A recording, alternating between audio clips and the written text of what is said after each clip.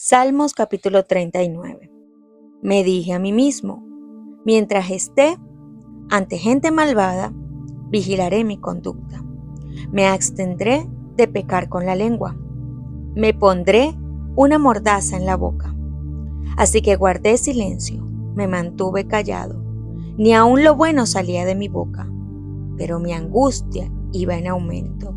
El corazón me ardía en el pecho. El meditar en esto, el fuego me inflamó y tuve que decir: hazme saber, Señor, el límite de mis días y el tiempo que me queda por vivir.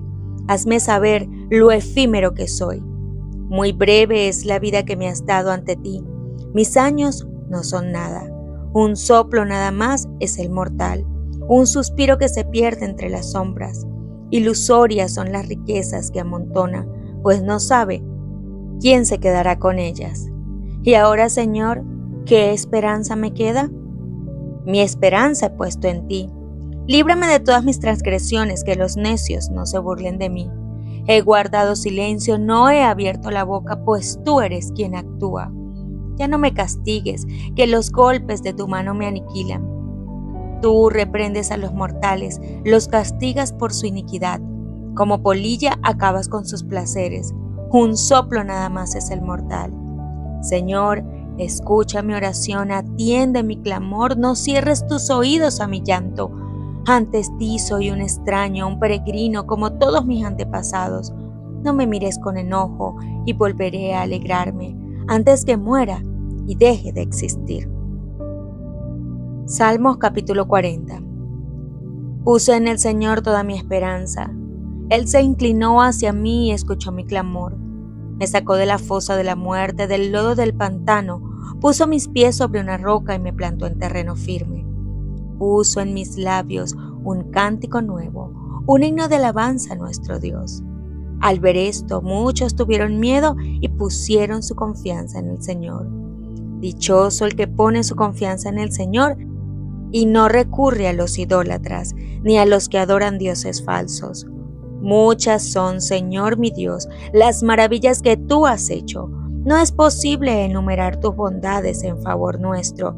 Si quisiera anunciarlas y proclamarlas, serían más de lo que puedo contar. A ti no te complacen sacrificios ni ofrendas, pero me has hecho obediente. Tú no has pedido holocaustos ni sacrificios por el pecado. Por eso dije: aquí me tienes. Como el libro dice de mí, me agrada, Dios mío, hacer tu voluntad, y tu ley la llevo dentro de mí. En medio de la gran asamblea he dado a conocer tu justicia. Tú bien sabes, Señor, que no he sellado mis labios. No escondo tu justicia en mi corazón, sino que proclamo tu fidelidad y tu salvación. No oculto en la gran asamblea tu gran amor y tu verdad. No me niegues, oh Señor, tu misericordia, que siempre me protejan tu amor y tu verdad. Muchos males me han rodado, tantos son que no puedo contarlos. Me han alcanzado mis iniquidades y ya ni puedo ver. Son más que los cabellos de mi cabeza y mi corazón desfallece. Por favor, Señor, ven a librarme. Ven pronto, Señor, en mi auxilio. Sean confundidos y avergonzados todos los que tratan de matarme. Huyan derrotados todos los que procuran mi mal. Que la vergüenza de su derrota humille a los que se burlan de mí. Pero que todos los que te buscan se alegren en ti y se regocijen. Que los que aman tu salvación digan siempre: cuán grande es el Señor. Y a mí, pobre y necesitado, quiera el Señor tomarme en cuenta. Tú eres mi socorro y mi libertador. No te tardes, Dios mío. Salmos capítulo 41. Dichoso el que piensa en el débil.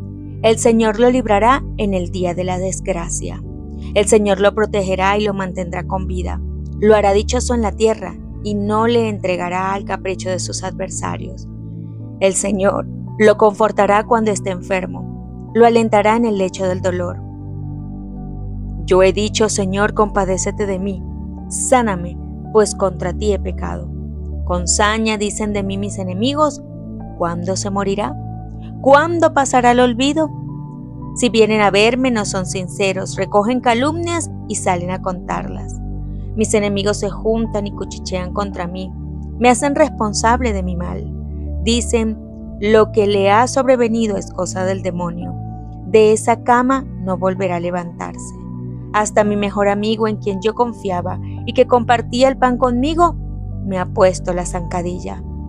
Pero tú, Señor, compadécete de mí. Haz que vuelva a levantarme para darles su merecido. En esto sabré que te he agradado, en que mi enemigo no triunfó sobre mí. Por mi integridad habrás de sostenerme, y en tu presencia me mantendrás para siempre. Bendito sea el Señor, el Dios de Israel, por los siglos de los siglos. Amén y amén. La esperanza de la vida. Cuando los publicanos y pecadores se reunían alrededor de Cristo, los rabinos expresaban su descontento. Este a los pecadores recibe, decían, y con ellos come. Con esta acusación insinuaban que a Cristo le gustaba asociarse con los pecadores y los viles, y que era insensible a su iniquidad. Los rabinos se habían desilusionado con Jesús. ¿Por qué él, que pretendía tener un carácter tan elevado, no se juntaba con ellos y seguía sus métodos de enseñanza? ¿Por qué se portaba tan modestamente, trabajando entre los hombres de todas las clases? Si fuese un profeta verdadero, decían, estaría de acuerdo con nosotros y trataría a los publicanos y pecadores con la indiferencia que merecen. Encolerizaba a esos guardianes de la sociedad, el que aquel con quien estaban continuamente en disputa, pero cuya pureza de vida los aterrorizaba y condenaba, se juntara con una simpatía tan visible con los parias de la sociedad. No aprobaban sus métodos, se consideraban a sí mismos como educados, refinados y preeminentemente religiosos. Pero el ejemplo de Cristo presentaba al desnudo su egoísmo. También los encolerizaba el hecho de que los que mostraban solo desprecio por los rabinos, los que nunca eran vistos en las sinagogas, acudieran a Jesús y escucharan con arrobada atención sus palabras. Los escribas y fariseos sentían tan solo condenación ante aquella presencia pura. ¿Cómo era entonces que los publicanos y pecadores resultaban tan atraídos a Jesús? No sabían que la explicación residía en las mismas palabras que habían pronunciado como una acusación despectiva. Este a los pecadores recibe. Los que acudían a Jesús sentían en su presencia que, aún para ellos, había escape del hoyo del pecado. Los fariseos habían tenido solo desprecio y condenación por ellos, pero Cristo los saludaba como a hijos de Dios, indudablemente apartados de la casa del Padre, pero no olvidados por el corazón del Padre. Y su misma desgracia y pecado los convertía en mayor grado en el objeto de su compasión. Cuanto más se habían alejado de él, tanto más ferviente era el anhelo y mayor el sacrificio hecho por su rescate. Todo eso podría haberlo aprendido los maestros de Israel de los sagrados rollos de que se enorgullecían de ser guardianes y expositores. ¿No había escrito David, ese David que había caído en un pecado mortal? Yo anduve errante como oveja extraviada, busca a tu siervo. ¿No había revelado Miqueas el amor de Dios hacia los pecadores diciendo, ¿qué Dios como tú, que perdonas la maldad y olvidas el pecado del resto de su heredad? No retuvo para siempre su enojo porque es amador de misericordia. En esta ocasión, Cristo no recordó a sus oyentes las palabras de las Escrituras. Recurrió al testimonio de lo que ellos mismos conocían. Las extensas mesetas situadas al este del Jordán proporcionaban abundantes pastos para los rebaños, y por los desfiladeros y colinas boscosas habían vagado muchas ovejas perdidas, que eran buscadas y traídas de vuelta por el cuidado del pastor. En el grupo que rodeaba a Jesús había pastores y también hombres que habían invertido dinero en rebaños y manadas, y todos podían apreciar su ilustración. ¿Qué hombre de vosotros, teniendo 100 ovejas, si perdiere una de ellas, no deja las 99 en el desierto y va a la que se perdió hasta que la halle? Estas almas, a quienes despreciáis, dijo Jesús, pertenecen a Dios. Son suyas por la creación y la redención, y son de valor a su vista. Así como el pastor ama sus ovejas y no puede descansar cuando le falta, aunque solo sea una, así y en un grado infinitamente superior, Dios ama a toda alma descarriada. Los hombres pueden negar el derecho de su amor, pueden apartarse de él, pueden escoger otro amo, y sin embargo son de Dios, y él anhela recobrar a los suyos. Dice: como reconoce su rebaño el pastor el día que está en medio de sus ovejas esparcidas, así reconoceré mis ovejas y las libraré de todos los lugares en que fueron esparcidas el día del nublado y de la oscuridad. En la parábola, el pastor va en busca de una oveja, la más pequeñita de todas. Así también, si solo hubiera habido un alma perdida, Cristo habría muerto por esta sola. La oveja que se ha descarriado del redil es la más impotente de todas las criaturas. El pastor debe buscarla, pues ella no puede encontrar el camino de regreso. Así también, el alma que se ha apartado de Dios es tan impotente como la oveja perdida. Y si el amor divino no hubiera ido en su rescate, nunca habría encontrado su camino hacia Dios.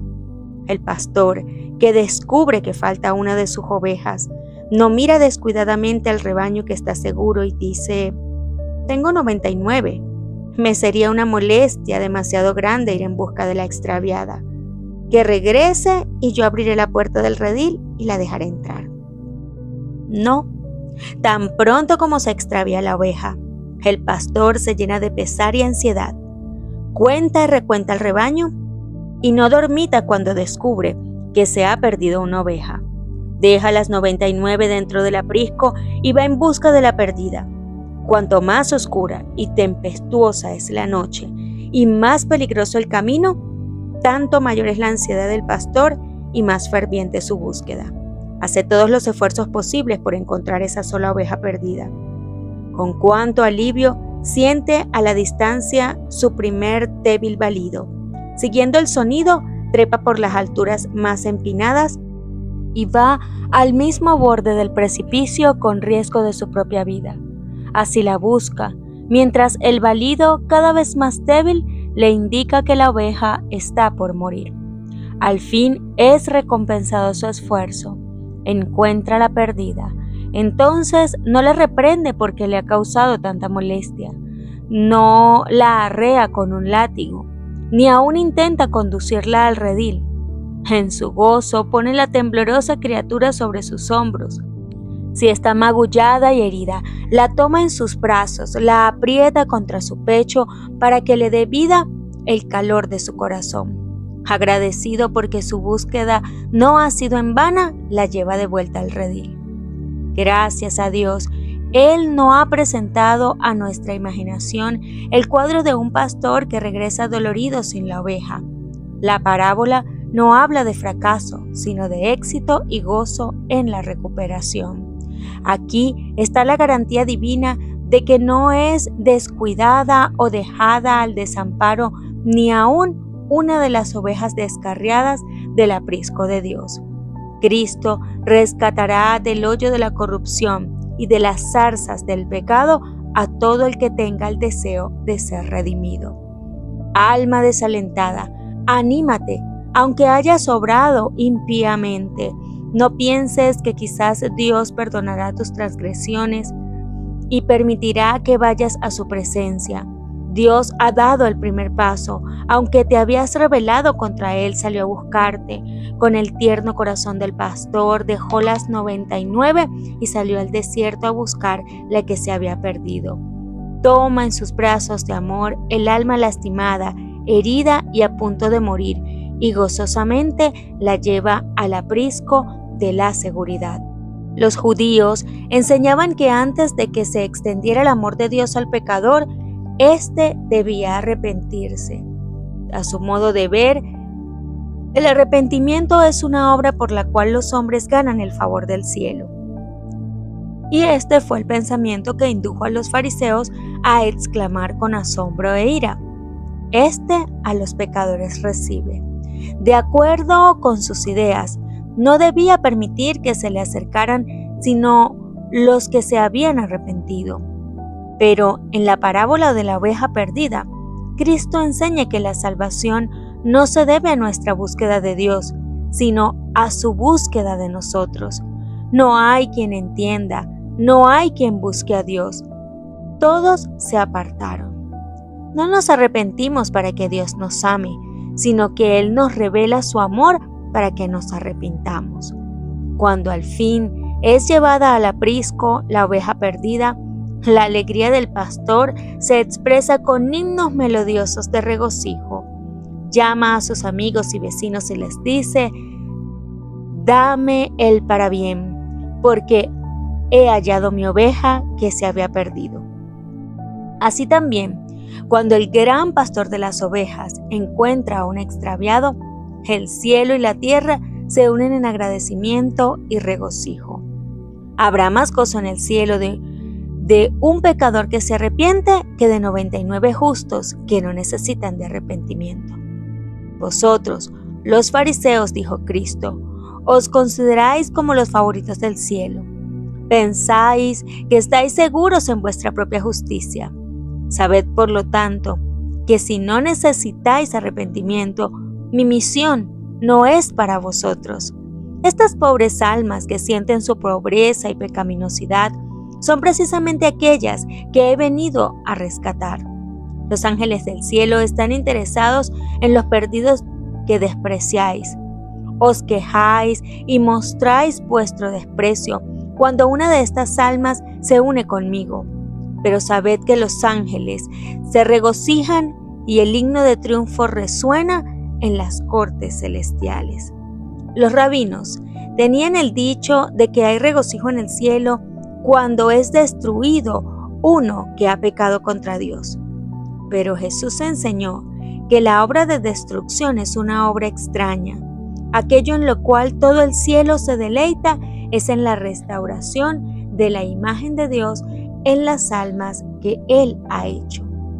Cuando alguien que se haya extraviado grandemente en el pecado trate de volver a Dios, encontrará crítica y desconfianza. Habrá quienes pongan en duda la veracidad de su arrepentimiento o que murmurarán: no es firme, no creo que se mantenga. Tales personas no están haciendo la obra de Dios sino la de Satanás, que es el acusador de los hermanos. Mediante sus críticas, el maligno trata de desanimar al alma y llevarla aún más lejos de la esperanza y de Dios. Contempla el pecador arrepentido el regocijo del cielo por su regreso. Descansa en el amor de Dios y en ningún caso se descorazone por las burlas y las sospechas de los fariseos. Los rabinos entendieron que la parábola de Cristo se aplicaba a los publicanos y pecadores, pero también tiene un significado más amplio.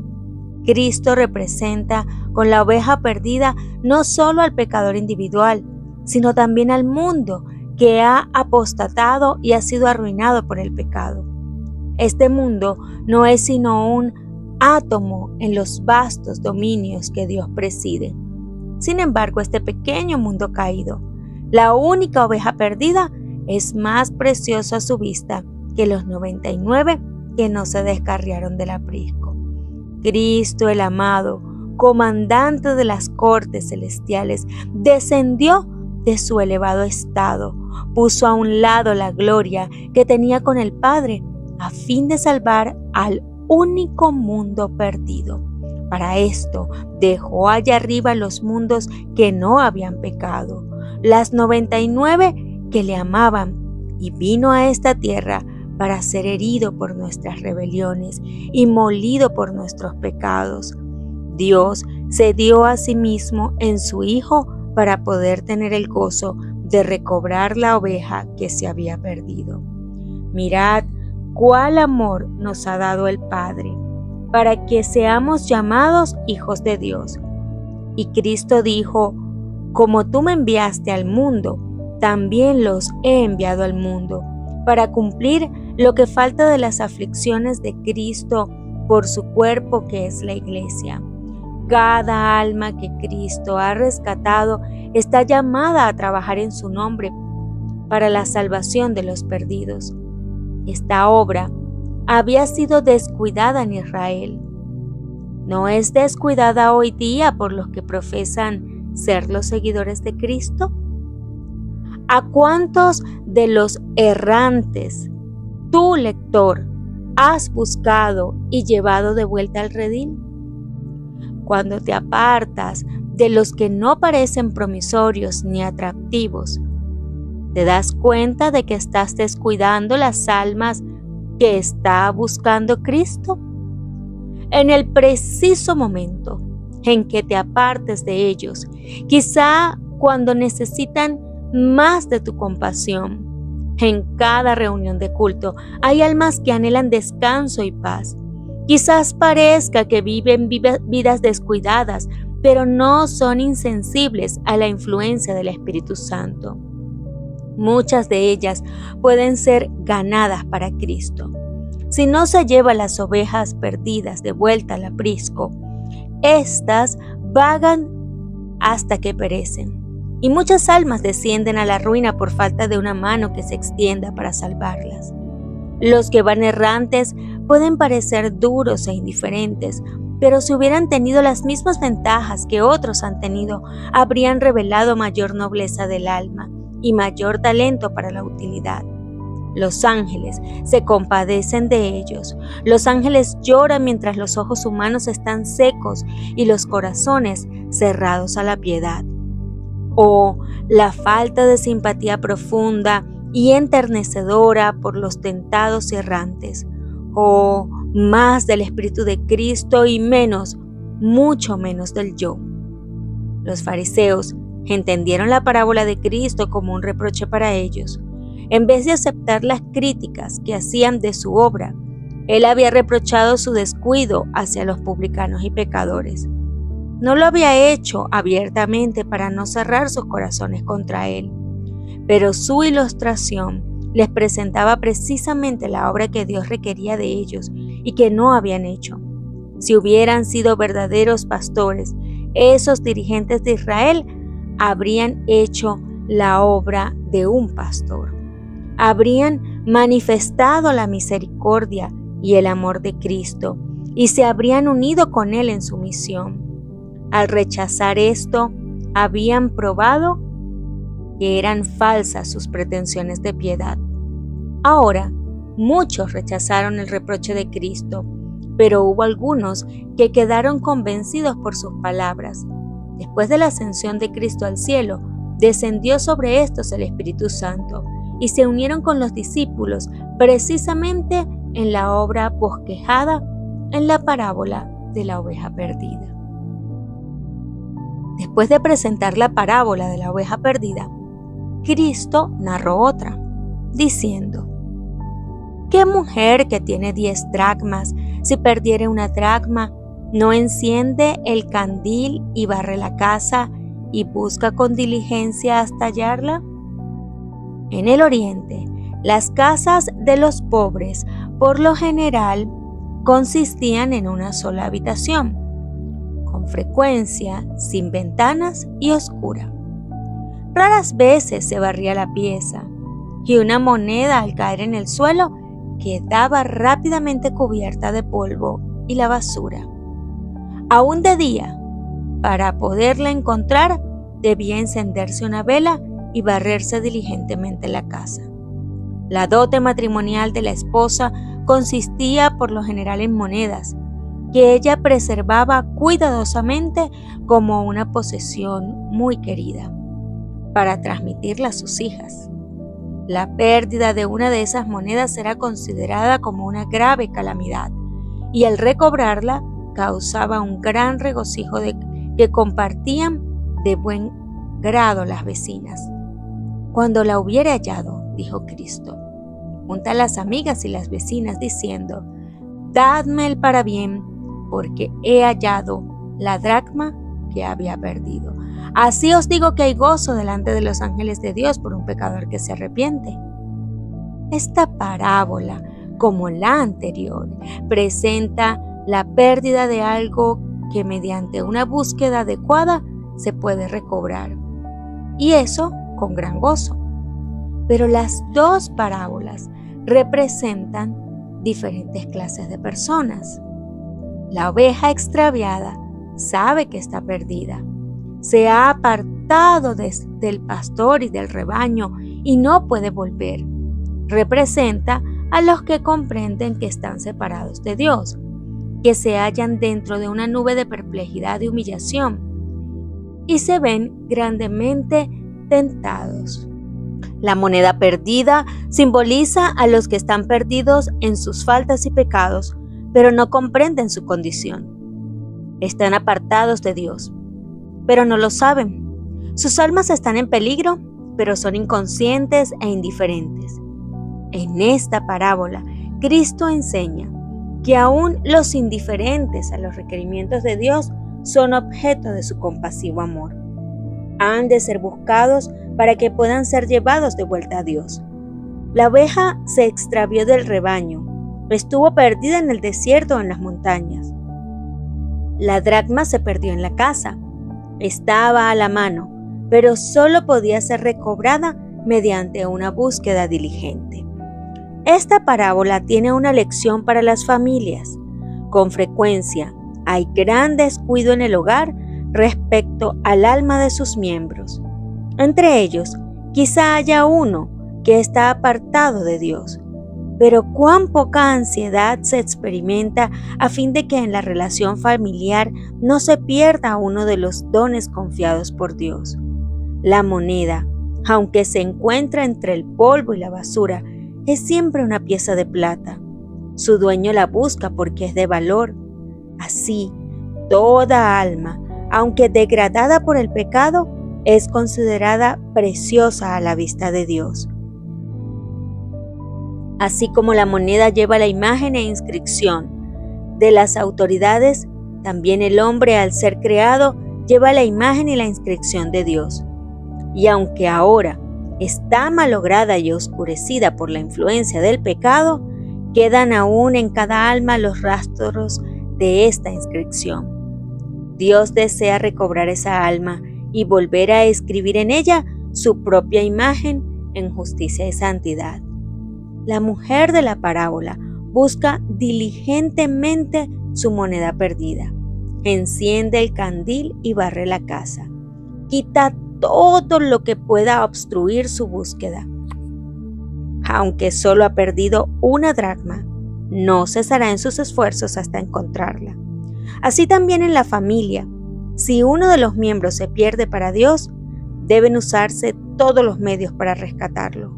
Practiquen todos los demás un diligente y cuidadoso examen propio. Investíguese el proceder diario. Véase si no hay alguna falta o error en la dirección del hogar por el cual esa alma se empecina en su impenitencia. Los padres no deben descansar si en su familia hay un hijo que vive inconsciente de su estado pecaminoso. Enciéndase el candil, escudriñese la palabra de Dios y al amparo de su luz examínese diligentemente todo lo que hay en el hogar para ver por qué está perdido ese hijo.